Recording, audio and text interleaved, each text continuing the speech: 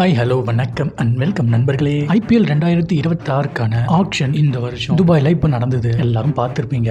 குறிப்பா CSKவோட ஃபேன்ஸ் எல்லாரும் ரொம்ப ஆர்வமா இருந்திருப்பீங்க. ஏன்னா போன வருஷம் வாங்கின அடி அந்த மாதிரி. ஸோ இந்த ஆக்ஷன்ல நல்ல பிளேயர்ஸ்லாம் எடுத்து தரமான பிளேயர்களை ரெடி பண்ணி பக்காவான ஒரு டீமை உருவாக்கி 2026 IPL டிராஃபி அடிச்சு 6வது கப்பை தூக்கி தலைவன் கையில கொடுத்து தலைவனுக்கு ஒரு ஃபேர்வெலை வச்சிடலாம் அப்படின்னு எல்லாரும் ஆசைப்பட்டிருப்பீங்க. நானும் ஆசைப்பட்டேன் தான். நானும் ஒரு CSK ஃபேனா, MSD ஃபேனா, அந்த ஆசை இருக்கத்தான் செய்யுது. பட் அதுக்காக எல்லாரையும் பிடிச்சி திட்டிட்டு இருந்தா எப்படி? இந்த வருஷம் நடந்த சீசனோட முடிவில் நிறைய பிளேயர்ஸை CSK ரிலீஸ் பண்ணியிருந்தாங்க, ரீட்டைன் பண்ணாங்க.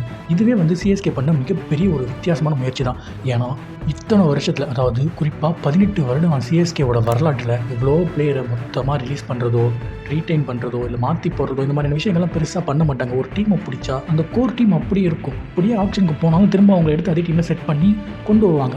அதனால தான் இத்தனை வருஷமாக சக்ஸஸ்ஃபுல் ஃப்ரான்ச்சைஸாக CSK இருந்துகிட்ருக்கு. 5 கப்பு 10 முறைக்கு மேலே பிளே ஆஃப்குள்ளே வந்த ஒரு மிகப்பெரிய ஒரு அணியாக CSK இருக்க இதான் காரணமாக இருந்திருக்கு. இந்த வருஷமோ அதுக்கு முன்னாடி வருஷமோ ரொம்ப மோசமான ஒரு நிலைமைக்கு போனோம். குறிப்பாக 2025க்கு நடந்த ஒரு மெகா ஆக்ஷனில் சொதப்பல் நம்ம ஃப்ளமிங் மாமா, காசி தாத்தாவும் சேர்ந்து டீம் எடுக்கிறன்ற பேரில் மும்மூர்த்திகள்னு செல்லம் அழைக்கப்பட்ட ஒரு அற்புதமான ஒரு ட்ரையோ பிளேயர்ஸ் எடுத்தாங்க. ஒருத்தன் ராகுல் திரிபாதி, இன்னொருத்தன் தீபக் கூடா, இன்னொருத்தன் நம்ம ஊருக்காரர் தான் விஜய் சங்கர். ஸோ இந்த 3 பேரும் எடுக்கும்போது சரி ஓகே, ஒவ்வொருத்தரும் ஒரு விதத்தில் நல்ல பிளேயர் தான். உண்மையாகவே சொல்கிற நல்ல பிளேயருங்க. எனக்கெல்லாம் திரிபாதி ரொம்ப பிடிக்கும். அவன் ஒரு மாதிரி துருத்துருன்னு இருப்பான், எப்போவுமே ஒரு மாதிரி ஆக்டிவாகவே இருப்பான். ஸோ அவனோட பழைய மேட்சஸில் அவனோட பேட்டிங்லாம் பார்த்து நான் ரொம்ப இம்ப்ரெஸ் ஆகியிருக்கேன். தீபக் கூட பெருசாக இல்லைனாலும் பவுலிங் போடுவான், ஃபீல்டரு, ப்ளஸ் ஒரு அப்பப்போ ஒரு ஹிட் பண்ணக்கூடிய ஒரு கேப்பபிலிட்டி இருக்குது. 2வது விஜய் சங்கர் என்ன இருந்தாலும் நம்ம தமிழ் பையன் அப்படின்ற ஒரு பாசமும்.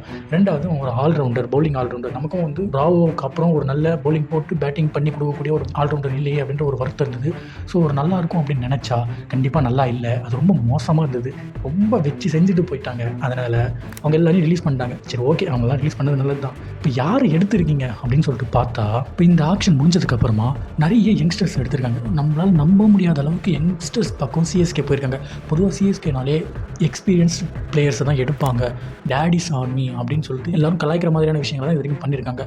பட் டோட்டலாக அப்சைட் டவுனாக மாறுற மாதிரி எடுத்துருக்கிற எல்லாருமே டீனேஜர்ஸ், எல்லாம் சின்ன பசங்க. அன்கேப்டு பிளேயர்லாம் இது வரைக்கும் IPL வரலாற்றிலே 10 கோடிக்கு மேலே போனது கிடையாது.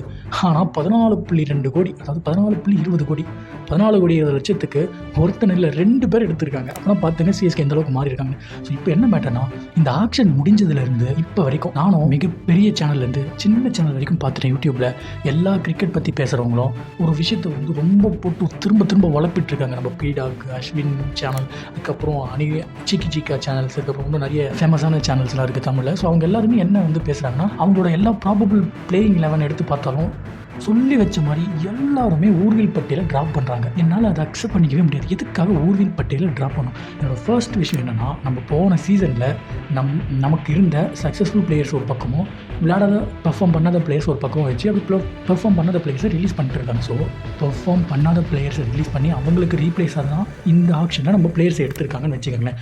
அப்படி பார்த்தா ஆல்ரெடி போன சீசனில் பெர்ஃபார்ம் பண்ண பிளேயர்ஸை நம்ம எதுக்கு டிஸ்டர்ப் பண்ணணும்? அவங்க பிளேஸில் அப்படியே இருக்க வச்சுட்டு மீதி இருக்கக்கூடிய பிளேயர்ஸ்க்கு தான் நம்ம இந்த வருஷம் எடுத்த பிளேயர்ஸை யூஸ் பண்ணணும். 14 கோடி கொடுத்து எடுத்ததுக்காக, 2 பேருக்கு சேர்த்து 29 கோடி கொடுத்து எடுத்ததுக்காக, ஒரே காரணத்துக்காக அவங்கள பிளேயிங் 11ல வைக்க வேண்டிய அவசியம் இருக்கா? நமக்கு ஒரு பிளேயரை பிடிச்சிருக்கு, நம்ம சைடில் அந்த பிளேயர் இருந்தால் நமக்கு யூஸ் ஆகும் அப்படின்னா நம்ம ஆக்ஷனில் அந்த பிளேயரை எடுக்கலாம். அதை விட்டுட்டு நான் பிளேயிங் 11 விளையாட வைக்கிறதுக்காக தான் ஆக்ஷனில் எடுக்கிறேன் அப்படின்ற மைண்ட் செட்டில் யாரும் பிளேயர்ஸை எடுக்க மாட்டாங்க. ஏன்னா ஒரு டீமுக்கு 25 பிளேயர்ஸ் மொத்தமாக இருப்பாங்க. அதில் 8 ஃபாரின் பிளேயர்ஸ் இருப்பாங்க.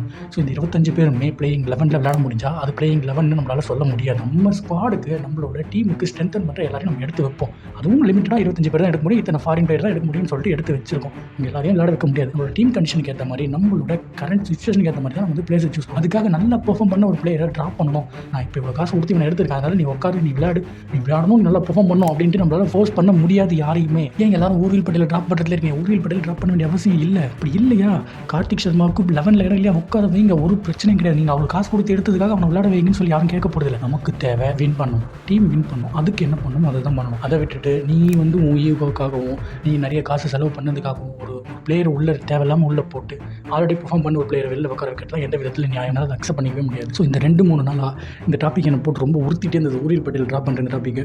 ஸோ எனக்கு தெரிஞ்சு நம்ம டீம் மேலே எனக்கு நம்பிக்கை இருக்குது.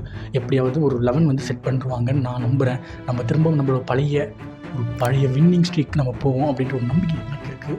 உங்களுக்கும் இருந்தால் மறக்காமல் நம்ம சேனலுக்கு ஒரு லைக்கை போட்டு இன்ட்ரெஸ்டிங்கான கிரிக்கெட் நியூஸஸ் பார்க்குறதுக்கு நம்ம சேனலை அப்படியே ஃபாலோ பண்ணிங்க. ஏன்னா ஐபிஎல் வந்ததுக்கப்புறம் ஐபிஎல் சம்மந்தமான விஷயங்கள், அதுக்கப்புறம் கிரிக்கெட் சம்மந்தமான விஷயங்கள் நம்ம எல்லாத்த பற்றியும் பேசுவோம். ஒரு குறிப்பிட்ட வட்டத்துக்குள்ளே நம்மளால் அடங்க முடியாதுங்க. ஒரு விஷயத்தை பற்றி மட்டுமே ஏன் நம்ம பேசணும், ஒரு விஷயத்தை மட்டுமே நம்ம ஏன் தெரிஞ்சுக்கணும். நம்ம எல்லாத்தையும் தெரிஞ்சுப்போம். நம்ம எல்லா விஷயத்தையும் அங்கே கையை வைப்போம். யார் கேட்க போகிறாங்க, நம்ம இஷ்டம் தானே. மறக்காமல் நம்ம சேனலை சப்ஸ்கிரைப் பண்ணிட்டு நமக்கு ஃபாலோ பண்ணி விடுங்க. உங்களோட சப்போர்ட் வேணும் மக்களே. டாடா.